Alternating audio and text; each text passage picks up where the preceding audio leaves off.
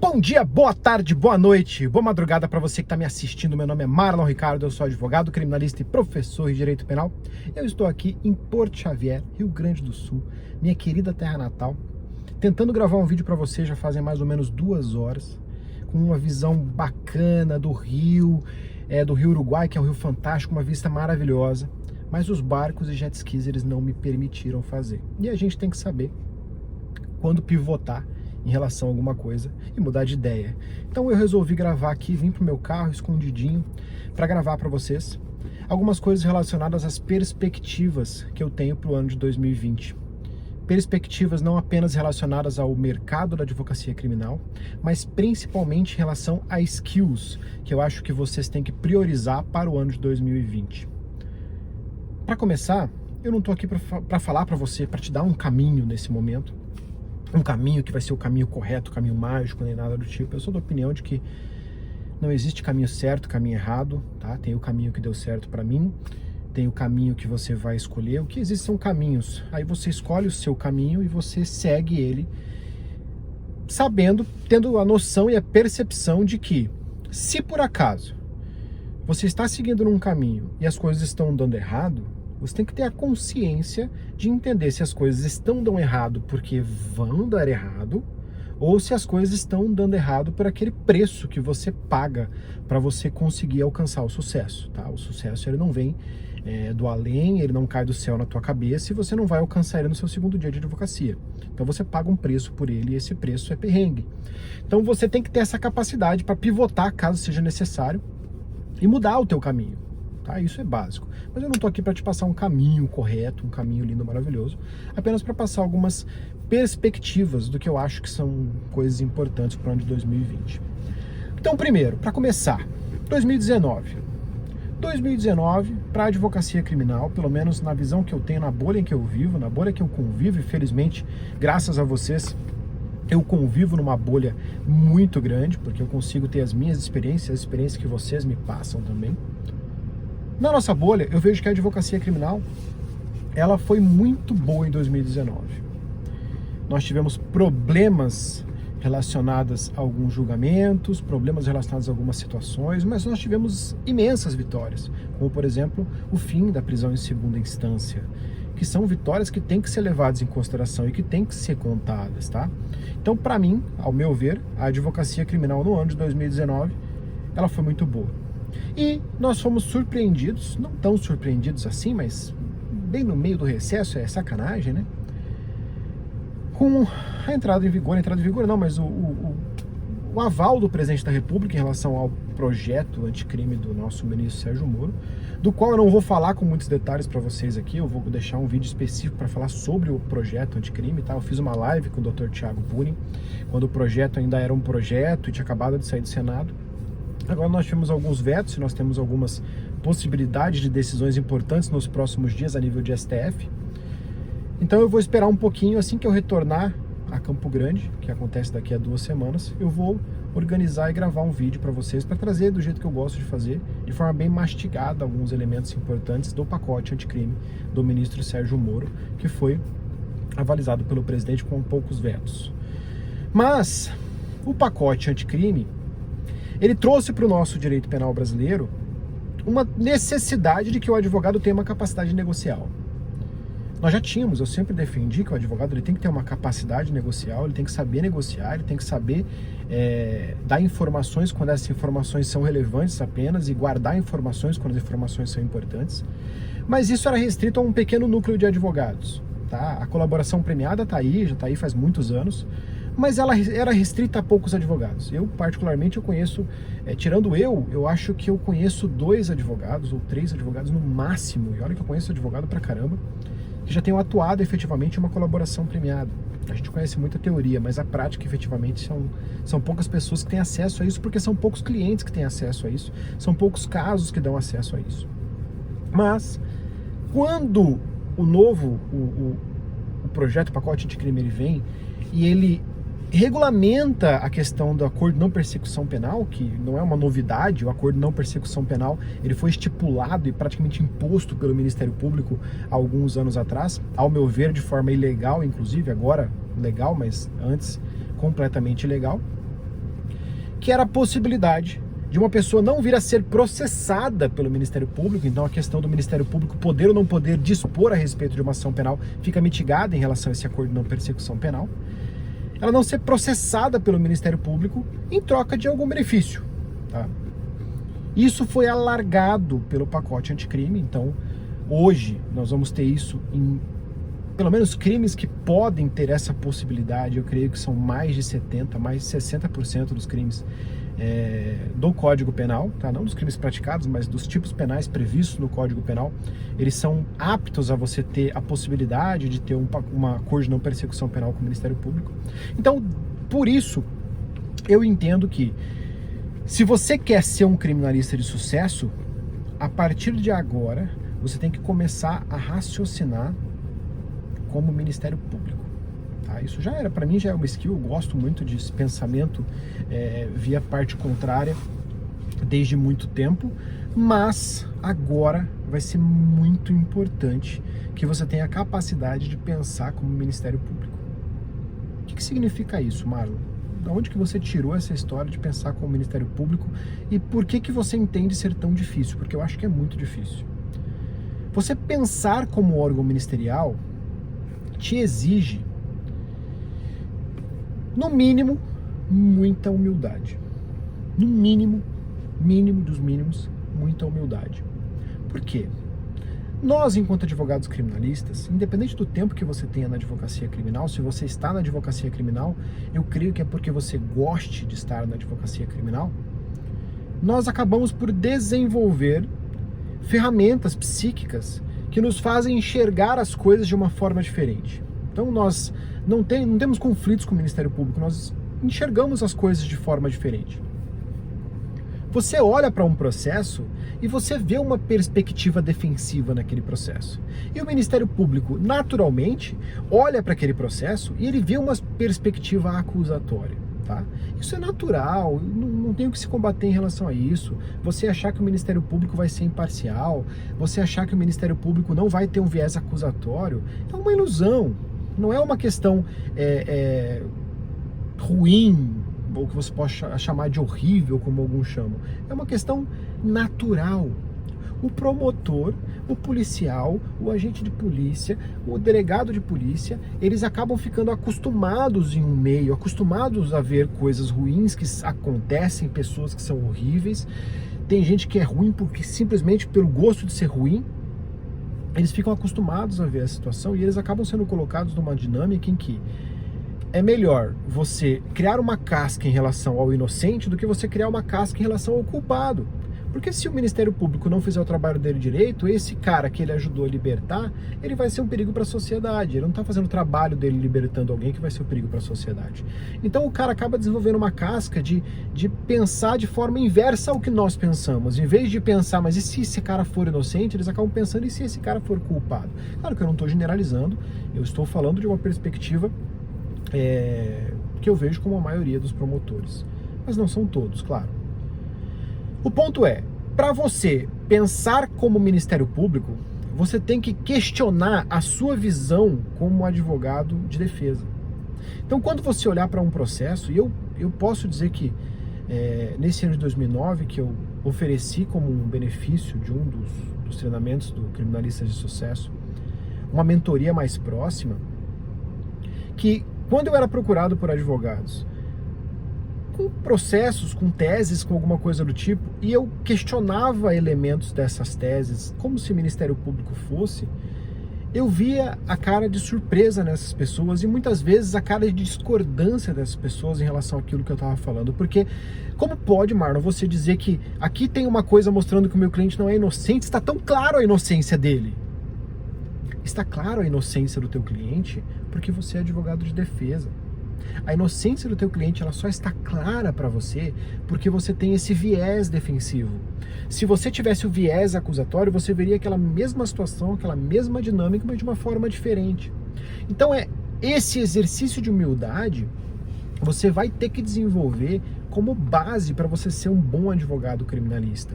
E você vai ter que desenvolver, principalmente no ano de 2020, como base para você ser um bom advogado criminalista negocial.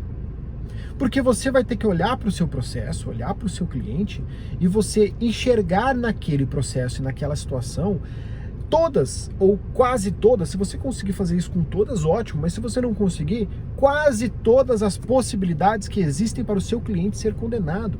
E eu estou falando das possibilidades justas e das possibilidades injustas. Eu estou falando das possibilidades que dizem respeito a, não, eu tenho uma prova aqui que é cabal e que vai acabar com tudo, e da possibilidade que é raciocinar conforme o seu tribunal e saber que no seu tribunal aquela tese não é aceita.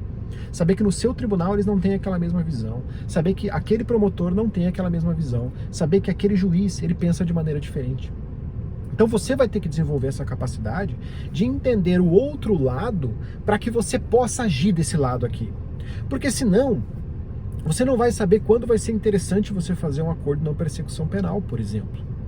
Hoje em dia, com as novas mudanças que nós tivemos, aquela possibilidade que nós tínhamos de trabalhar com prazos o tempo todo, de ter uma defesa material e também, principalmente, uma defesa processual, que seria trabalhar com a prescrição embaixo do braço em alguns elementos, em algumas dinâmicas, ela vai ser um pouco mitigada. A partir do momento que um embargos, ele não tem mais a possibilidade de suspensão de prazo, ele não estende um prazo prescricional, não vai correr o prazo prescricional naquele momento, ou num recurso de tribunal superior, não vai correr o prazo prescricional naquele momento.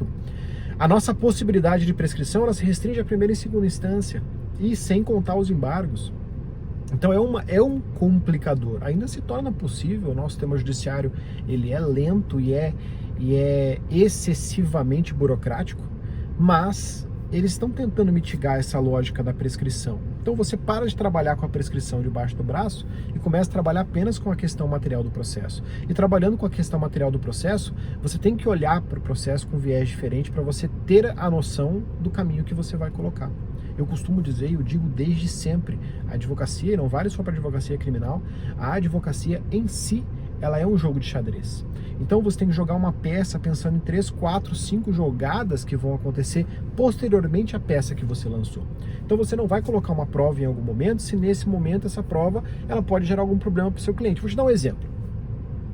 Para você juntar um áudio num processo. Se você sabe que aquele áudio ele tem a possibilidade de ser submetido a uma perícia, você não pode juntar o áudio muito próximo à sentença do processo, sendo que você acredita que aquela sentença vai ser benéfica ao seu cliente. Porque senão você vai atrasar aquela sentença naquele processo. Então você tem que ter essa capacidade de raciocínio. Ah, mas é um áudio cabal, ninguém vai questionar esse áudio. Vai, você tem que pensar nas possibilidades. Prepare-se para o pior, espere o melhor. Eu já falei isso, tem um vídeo aqui falando que isso é minha filosofia de trabalho. Prepare-se para o pior, espere o melhor. Então você, tendo que pensar como Ministério Público, você vai ter que fazer esse exercício de humildade e raciocinar como, e se eu encontrasse aqui provas que pudessem fazer com que o meu cliente fossem condenados. Eu vou olhar para aquele processo com uma capacidade ministerial e eu vou pensar, não, tudo que tem aqui que eu posso usar para condenar uma pessoa.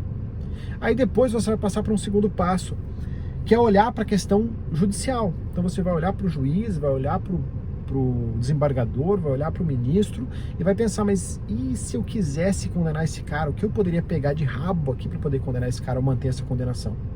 E assim você vai tomar suas decisões. Isso vai interferir diretamente na sua capacidade negocial. Por que eu fiz toda essa introdução? Porque a capacidade negocial, ela vai ser muito relevante.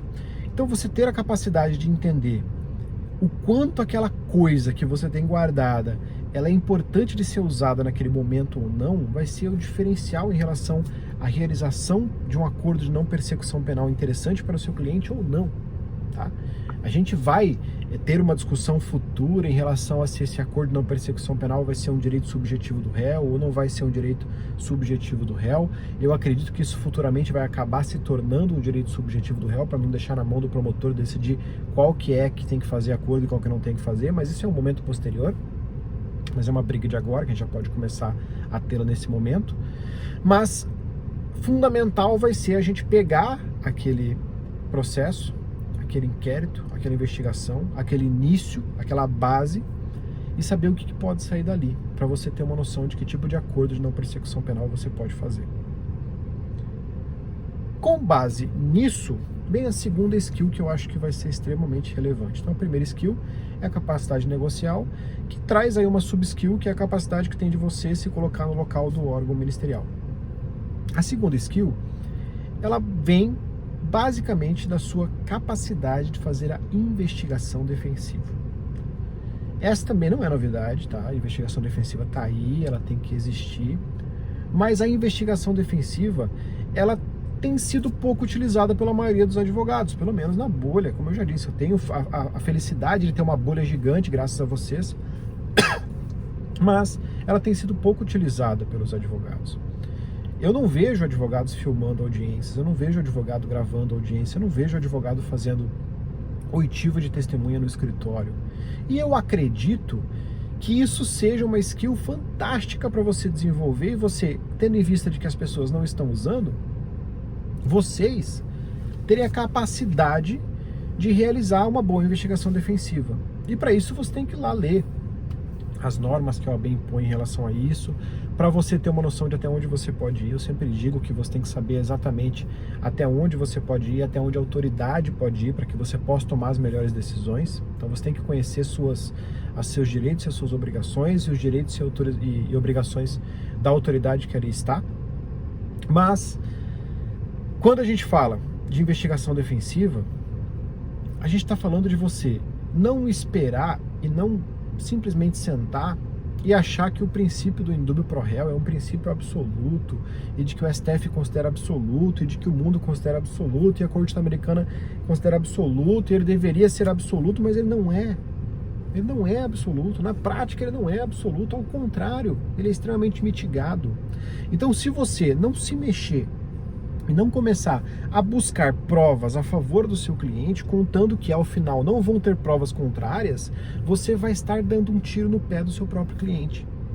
Então, o que você tem que fazer? Você tem que pegar e desenvolver a capacidade, por exemplo, de intimar uma testemunha. Como que se intima uma testemunha para ir no seu escritório? Como que você vai começar com relação a isso? Mas é uma testemunha ministerial. Eu posso chamar uma testemunha ministerial para ir no escritório? Mas é claro que pode. Você pode mandar uma carta com AR, você pode ir no cartório e pedir para o cartório emitir uma intimação no cartório de registro civil da sua cidade, de registro de imóveis da sua cidade, pede para que eles façam uma intimação, paga para eles vão lá e eles intimem essa pessoa para você ter o registro da intimação. Nós ainda não temos a capacidade obrigacional de obrigar essa pessoa a ir no seu escritório, mas você já tem. Com o simples convite à presença dessa pessoa no seu escritório, você já tem uma arma de prova. Porque se você está chamando a pessoa para ir para o seu escritório e a pessoa não está indo, por que ela não está indo? Por que ela não está disposta a conversar com a defesa? Então você vai chamar essa pessoa para ir no seu escritório, você vai filmar o atendimento inteiro. Você não vai filmar só a parte que ela tem que conversar com você a respeito de qualquer coisa. Você vai gravar tudo. A conversa, quando é gravada por um dos interlocutores, ela não é ilegal. Então você vai gravar tudo, absolutamente tudo, 100%, tudo. Você vai gravar tudo e você vai pegar esse tudo que você gravou e depois você vai usar aquilo que for interessante para você, porque as normas que nós temos hoje em vigência de investigação defensiva não nos obrigam a compartilhar essas informações com o órgão ministerial, o órgão acusatório, tá? Então, assim como não obrigam ainda o órgão ministerial e acusatório a compartilhar tudo que ele tem com a defesa. Ou seja, você vai gravar tudo para uma questão de autoproteção, autopreservação. Para você se preservar em relação a isso, você vai verificar. Quando essa pessoa entra no seu escritório até o momento que ela sai do seu escritório, tudo tem que estar gravado.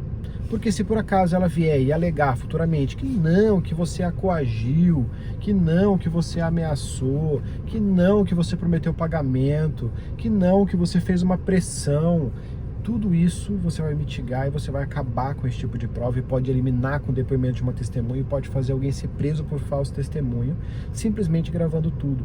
Então você vai chegar e você vai gravar. Eu costumo dizer pra galera, ó, pra mim, isso aqui é ferramenta de trabalho.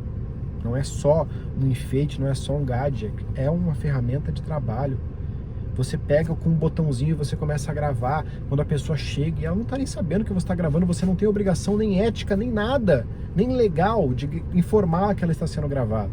Então você vai botar um botãozinho ali e vai começar a gravar, vai gravar a conversa que você vai estar tendo com ela até chegar na sua sala, não sei do que, e você vai falar assim, então agora, você pode prestar o seu depoimento? Posso, então agora eu vou ligar a câmera, eu vou gravar o que você tem a dizer, vai gravar também no seu relógio ou no seu na sua câmera espiã, ou no seu microfone, ou no seu celular, onde você quiser. Você vai gravar tudo que ela disse, tudo que ela falou naquele momento, e você vai separar as gravações. Uma vai ficar lá com você como proteção, e a outra você vai deixar no processo, nos autos, que é o que te diz respeito. Se lá na frente essa pessoa vier dizer qualquer coisa a seu respeito, você saca a gravação, coloca no processo e elimina aquela possibilidade. Além disso, você vai fazer intimações, por exemplo, para uma câmera de segurança. Então você vai intimar, você vai fazer um documento oficial, porque você, a partir do momento que você tem uma regulamentação de investigação defensiva, esse documento ele passa a ter um caráter de oficialidade, ele não vem de um órgão público, mas ele tem um peso maior. Então você vai fazer um documento com o nome do seu escritório, com o seu nome, com a sua OAB, dizendo, ó, eu estou requerendo que uma cópia das câmeras de segurança desse local. Ah, Marlon, mas eles não têm a obrigação de me entregar. Mas a investigação defensiva não serve só para você fazer provas. A investigação defensiva serve para você mostrar que você quer fazer provas. Porque muitas vezes isso vai ser a diferença de uma condenação para uma absolvição. Porque se você quer ouvir as pessoas, se você quer uma filmagem do local, é porque o teu cliente não fez aquela cagada, meu amigo, porque senão você não ia querer aquela filmagem, você ia querer que aquela filmagem explodisse. Entende essa lógica? Ah, mas eles negaram a filmagem, mas você pediu porque você tem certeza que teu cliente não estava lá naquele momento, de que não era aquela pessoa que foi vista naquele local. Senão você não teria pedido. Isso cria para você ganchos narrativos que você vai utilizar futuramente, tá? Então essa questão de investigação defensiva eu creio que vai ser fundamental. Se vocês quiserem, eu tenho no curso, eu tenho no treinamento Criminalistas de Sucesso, um módulo a respeito de inquérito, que eu falo bastante sobre investigação defensiva, mas se vocês quiserem, e só se vocês quiserem pedirem nos comentários, tá? Eu não vou aceitar 5 comentáriozinhos pedindo apenas, eu quero comentário pra caramba. Se vocês quiserem pedir nos comentários, eu posso fazer um vídeo mais longo, com mais detalhes relacionados a essa questão de investigação defensiva. Posso indicar para vocês alguns livros também a respeito disso. Outra skill que eu acho extremamente importante, que já era, mas está ficando cada vez mais importante, é a skill de ter a capacidade de informar, a capacidade de passar informações. Meu objetivo com esse vídeo não é ficar falando a meu respeito, mas eu comecei na internet, gravando vídeos e assim por diante, em 2011, cara. Tem noção? Nós estamos em 2019, vamos entrar em 2020 agora. E eu comecei a gravar vídeos lá no ano de 2011. Em 2012 a gente criou o primeiro canal, que foi o MCD Advogados, que depois virou MCN Advogados. Em 2014 o Penal é Legal nasceu. O Penal é Legal tem uma capacidade grande de alcance, mesmo considerando que ele tinha um outro viés durante um tempo, e depois ele ficou 2 anos praticamente parado, com o YouTube derrubando completamente a capacidade de alcance dele. E depois, com o retorno dos vídeos, com esse foco mais voltado para vocês que estão iniciando na advocacia criminal. Mas o ponto principal é você criar a gratidão das pessoas, tá? Então, quando a gente fala de gravar vídeos, o gravar vídeos ele tem 2 vieses. Ele tem um primeiro viés, demonstração de autoridade. Se você está falando perante um vídeo, na televisão daquela pessoa, se você está na televisão daquela pessoa falando a respeito de alguma coisa, automaticamente você ganha um critério de autoridade importante. Um critério de autoridade que você não teria pelo tempo. Porque você tem pouco tempo de advocacia, então você ainda não tem o boca a boca. Se você não tem o boca a boca, você ainda não desenvolveu toda essa autoridade. Então você já ganha, dá esse passo, se coloca adiante do que os advogados antigamente precisavam de anos, 10 anos para você conseguir. Você consegue ter autoridade com gravação de vídeos. E você cria gratidão. Essa questão de gratidão, ela é muito relevante pro seu cliente, tá? Porque quando a pessoa... Você já foi numa loja, e teve um excelente atendimento? Eu vou confessar para vocês, é uma coisa que acontece comigo. Vocês sabem que existe uma loja chamada ReHap, tá? E eu não tô ganhando nada para falar de ReHap aqui, até porque eu não tenho esse alcance todo para ganhar alguma coisa para falar dessas lojas. Mas eu tenho uma filha, linda, maravilhosa, e eu levo ela na ReHap às vezes. E nós temos uma vendedora na ReHap, que é uma vendedora que nos atende há muitos anos. E ela é um amor de pessoa em relação à minha filha. Ela brinca, ela larga o que tiver que fazer às vezes para brincar com a minha filha. Ela pega aqueles negocinhos de slime e vai brincar com ela. Às vezes eu tô indo lá e eu tô passando na frente da loja, ela puxa a minha filha para dentro. E ela não oferece absolutamente nada. Ela não chega para minha filha e diz assim: Duda, você quer alguma coisa, Duda? Você não quer esse negócio aqui? Olha que lindo esse negócio maravilhoso aqui. Não, a única coisa que ela oferece para minha filha são abraços, é carinho e é atenção. Agora, quando eu chego nessa loja e eu vejo essa mulher tratando a minha filha do jeito que ela trata, eu vou até dizer o nome dela aqui, porque é um elogio, a Aparecida da ReHap aqui do Shopping Campo Grande, indico ela para todo mundo, é uma excepcional vendedora. Quando eu chego na ReHap e vejo o jeito que ela trata a minha filha, automaticamente eu quero comprar alguma coisa. Mesmo que seja somente para agradecê-la em relação à forma que ela tem tratado a minha filha. Eu quero comprar alguma coisa porque eu me sinto mal de ver uma vendedora que ganha comissão por uma venda, deixando de buscar outros clientes para dar atenção para minha filha, que é um bebê, tem 4 anos. Então ela pega a minha filha e vai brincar com alguma coisa, eu fico pensando, mas eu já falei para minha esposa em algumas oportunidades, vamos ver alguma coisa para a gente levar aqui.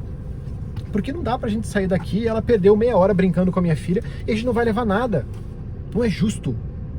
O nome disso é gratidão. Tá? E eu não sou melhor do que ninguém por causa disso, porque isso é um sentimento natural que nós temos como seres humanos. A gratidão vem de nascença, vem incutido no nosso DNA. Claro que tem pessoas que são mais gratas que outras, mas a gratidão vem incutida no nosso DNA. E se a gratidão vem incutida no nosso DNA, automaticamente você tem que começar a pegar essa questão de gratidão e utilizar dentro da sua advocacia. E você utiliza a gratidão na advocacia, ao meu ver, de várias formas. A primeira delas, com você produzindo vídeos para outras pessoas, produzindo vídeo para o seu público-alvo, porque você está dando algo de graça para o seu público-alvo. E o seu público-alvo, além de ver que você tem autoridade em relação àquilo, o seu público-alvo vai te devolver aquilo com a lembrança do seu nome quando ele precisar. Em segundo elemento, você produzindo conteúdos relevantes, você não atinge apenas o seu público-alvo, você atinge o redor desse público-alvo também. Então você atinge às vezes outro colega, você atinge outras pessoas, às vezes você demonstrando que você é bom em relação àquilo, um colega que não é tão bom em relação àquele elemento, ele vai te convidar para trabalhar com ele em algum ponto, porque você o auxiliou em relação àquilo, porque ele percebeu que ele não tem aquela skill que você tem. Então isso a gratidão vai te ajudar também. E a gratidão vai te ajudar em relação ao seu cliente. Porque quando você senta com o cliente e o teu cliente começa a falar para você um monte de coisa e você começa a explicar para ele como as coisas vão funcionar de verdade, explicar para o teu cliente que caminho que ele tem que seguir, você não vai dar totalmente todas as linhas defensivas que você já pensou naquela hora, até porque seria temerário fazer isso, mas você dá uma tranquilização, uma luz, um acalento para o seu cliente no momento que você o está atendendo, antes de você passar o preço, lembrando que isso, a gratidão faz parte da sua construção de valor, e primeiro vem o valor, depois vem o preço. Antes de você passar o preço, você dando toda essa circundando em relação a essa questão de valor, mostrando sua autoridade e mostrando a sua capacidade e dando a esse cliente um acalento, você gera nesse cliente a gratidão. E a gratidão que você gera nele vai fazer com que ele tenha uma tendência maior de fechar com você. Significa que ele vai fechar com você? Não! Porque não é só isso que é um dos fatores para o fechamento de um contrato. Você tem que saber se ele tem a capacidade de pagamento, você tem que saber se ele tem efetivamente a capacidade instrutiva para compreender o que você está falando, você tem que saber se você conseguiu passar pela autoridade necessária, você tem que saber uma série de coisas. Mas isso vai auxiliar muito você a fechar os seus contratos. Então, esse desenvolvimento e pensamento em relação à gratidão, que começa com a questão de gravar os vídeos e passa para a questão do atendimento, ela é extremamente relevante também como skill para o ano de 2020, tá? E outra coisa que eu acho, e para encerrar esse vídeo que já está ficando muito longo, outra skill que eu vejo que vocês têm que ter e começar a desenvolver no ano de 2020 é a skill da parceria. Tá dentro um pouco dessa questão de gratidão, mas é mais uma questão de perca de vergonha. E só para fazer um adendo em relação ao vídeo, tá? Não se importe com se o vídeo não está ficando 100% bom como o que você quer nesse momento. A tendência é que nós tenhamos esse pensamento no começo de que é uma coisa excepcional, se não for excepcional não vou postar, e depois quando você começa a postar coisas muito boas, você começa a fazer a curva de descida. Posso te falar por mim, eu passei por esse caminho, eu queria fazer vídeos super editados, agora quanto menos edição para mim melhor. Mas você não vai conseguir fazer o primeiro vídeo ser excepcional, e você não pode deixar de postá-lo por causa disso, tá? Você não vai conseguir ser bom antes de ser frequente. Você tem que ser frequente antes de ser bom. É fazendo que você aprende. Então você dê valor primeiro à frequência, depois à melhoria, tá? Para você fazer essa questão dos vídeos. Não se preocupa, você vai ter vergonha do seu primeiro vídeo, mas você, assim como eu, vai ter capacidade de deixar ele lá, para todo mundo assistir e ver você pagando mico. Então não se preocupe com a excelência no começo, tá? Tem gente que fala, tem uma frase que é muito importante, é uma frase que eu acho muito relevante pra gente. A frequência vem antes da excelência. Então você, sendo frequente, você se torna excelente, tá? Então, passando de novo a questão dos vídeos, eu falei que uma skill que você tem que ter é a questão de parcerias, o que envolve mais uma falta de vergonha. Aquela frase besta e dita sempre que é o não você já tem, ela é uma frase real, cara. O não você já tem. Você já tem o não. Você não foi, está sentado no seu escritório. Tem um escritório a 2 quadras do seu que tem um cara que é só civilista e que ele é um puta civilista na sua cidade. E você nunca nem falou com ele. Você é parceiro dele nesse momento? Não. Ou seja, o não você já tem. Ah, mas eu vou lá e ele vai pensar o que a meu respeito? Foda-se o que ele vai pensar ao seu respeito. Se você for lá e sentar com ele, mostrar que você tem autoridade, que você tem conhecimento e que você está passando para ele um cliente que ele não teria acesso se não fosse com você, então um cliente criminal chegaria no escritório dele que ele não conseguiria fechar porque ele não tem essa capacidade ou porque ele não quer ter essa capacidade, ele iria repassar para outra pessoa, ele vai passar a ganhar dinheiro com esse cliente, ele vai fechar uma parceria com você. E se ele não fechar uma parceria com você, você vai continuar no mesmo status quo que você estava antes de ir lá. Antes de ir lá, você não era parceiro dele. Você foi lá e você voltou. E quando você voltou, ou você é parceiro dele, ou você continua como você estava.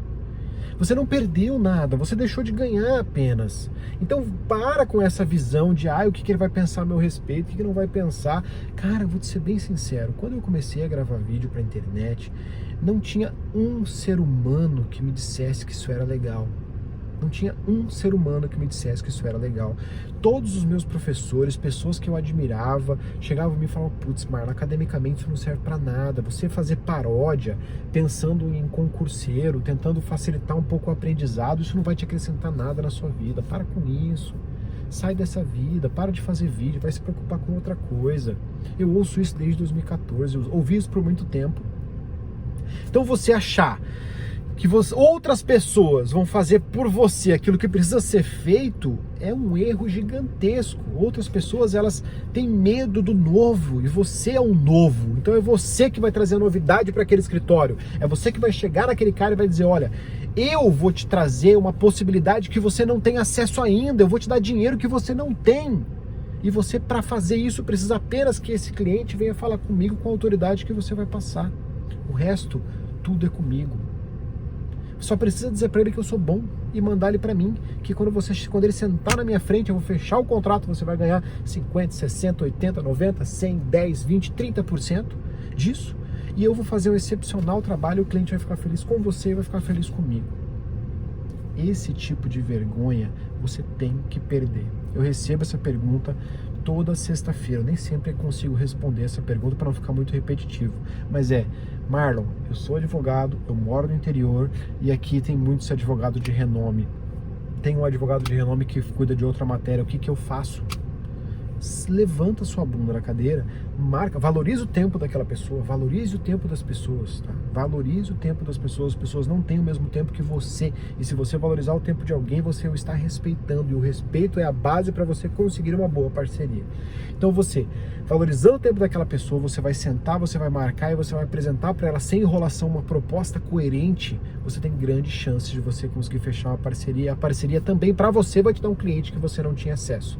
Se você é mesquinho ao ponto de pensar que não dá para fazer uma parceria e você ganhar só 50%, você não está sendo só mesquinho. Me perdoe pela palavra, eu não costumo utilizar esse tipo de palavras aqui, mas você está sendo burro ou burra. Porque você está trocando 50% de alguma coisa por 100% de nada. 50% de alguma coisa é melhor do que 100% de nada. Você ter 50% de um cliente que vem indicado, que vai ter uma possibilidade de cobrança de um honorário maior, porque ele já veio indicado, porque ele já tem mais confiança em você, porque ele te vê com mais autoridade, é muito melhor do que você ficar correndo atrás somente dos seus clientes. Então pega esse skill da parceria, perde a vergonha, traça uma meta. Eu tenho que sentar com tantos escritórios no ano de 2020. No ano de 2020, eu vou falar em janeiro com fulano de tal, em fevereiro com fulano de tal, em março com ciclano de tal. Você vai ver que isso vai fazer uma mudança gigantesca na sua advocacia. Gigantesca. E você tem tudo para ser um criminalista de sucesso. Tá bom? Isso são algumas das expectativas que eu tenho em relação ao ano de 2020, tá? Eu agradeço vocês pela parceria no ano de 2019, para mim foi um ano fantástico, estar com vocês foi excepcional. Eu comecei com esse negócio do criminalista de sucesso também no ano de 2019, perdão. Eu comecei a focar em vocês que estão começando um pouco, deixar esse meu tempo livre dedicado a vocês. Lá no ano de 2017, em 2019 eu percebi que vocês precisavam de um pouco mais de profundidade, que vocês precisavam de alguma coisa com mais consistência e mais organização, por isso eu lancei o Criminalistas de Sucesso para vocês e também tem sido um sucesso. Então eu posso dizer para vocês que eu estou completamente feliz no ano de 2019 e muito dessa minha felicidade eu devo a vocês. Então eu agradeço a vocês pela confiança, eu agradeço a vocês pela parceria de 2019, eu agradeço a vocês por terem dedicado a mim um dos bens que é dos mais preciosos que nós temos no dia de hoje, que é o tempo de vocês, tá? As horas que vocês dedicaram me assistindo, conversando, lendo aquilo que eu postava, me ligando, conversando, são horas pelas quais eu prezo demais. Eu falei que você tem que prezar o tempo do outro e eu prezo muito pelo seu tempo. Por isso que eu tento ser o mais direto e incisivo possível nos meus vídeos. Esse vídeo está saindo um pouco desse padrão porque eu queria mais um bate-papo, mais um formato tipo vlog. Inclusive, se você gostou desse formato, você pode deixar um comentário aqui embaixo, porque eu leio tudo que você posta aqui embaixo, tá bom?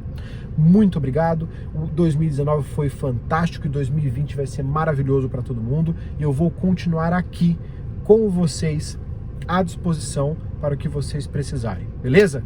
Um abraço e tchau!